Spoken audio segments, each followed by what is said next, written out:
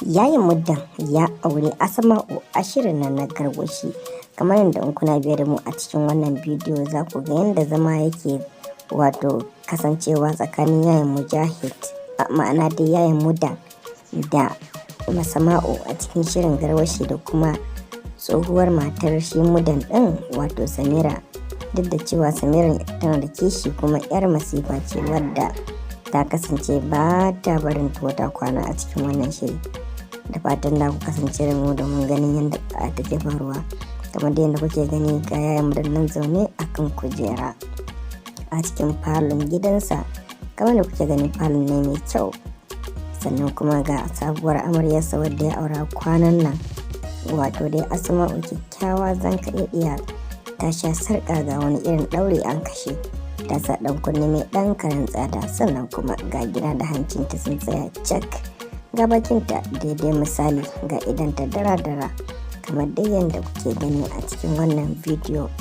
Ga kuma tana da dogon wuya, masha Allah, a wannan wuya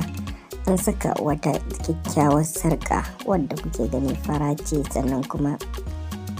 wato ta saka wani leshi mai ɗan karen tsada, an yi mata ɗinki na musamman. Duka dai a gaban da kuke gani a matsayin ta na amarya ta saka awarwaro farare wanda suka yi macin da wannan sarƙa da take kan wuyanta, kuma suka yi macin da ɗan kunnen da yake kunnanta, sannan kuma ga wani farin zobe shi ma dai wanda shi ma duka yi macin da abin hannunta da abin ɗaya hannun da ma sarƙa da ma ɗan kunne, kuma suka yi macin da wannan leshi saboda leshin ya kasance yana da wato zubin farfare kamar da yadda kuke gani. Sannan shi kansa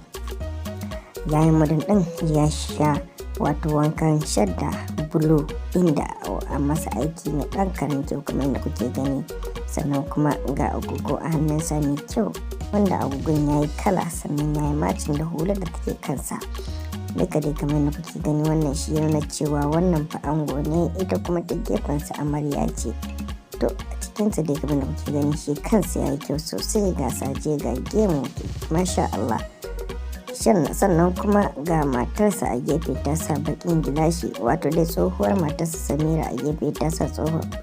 bakin gilashi wanda hakan ya nuna fa ba mutunci kenan, kuma yana iya faruwa a cikin wannan falo. Sannan kuma ta tsaya a bayan kujera inda wato kaɗan take jira domin ta yanke hukuncin abin da ta ga ya kamata da ita, domin kuwa kamar da kuke gani komai na iya faruwa a wannan guri. Ga ta nan dai ta ɗora hannu akan wato ta yi tagumi, sannan kuma tana ganin ikon Allah wa yanzu a gabanta ake shan soyayya tsakanin waɗannan ma'aurata guda biyu, inda take ta mamaki take cewa ta wani gidan nan akwai bala'i da tashin hankali.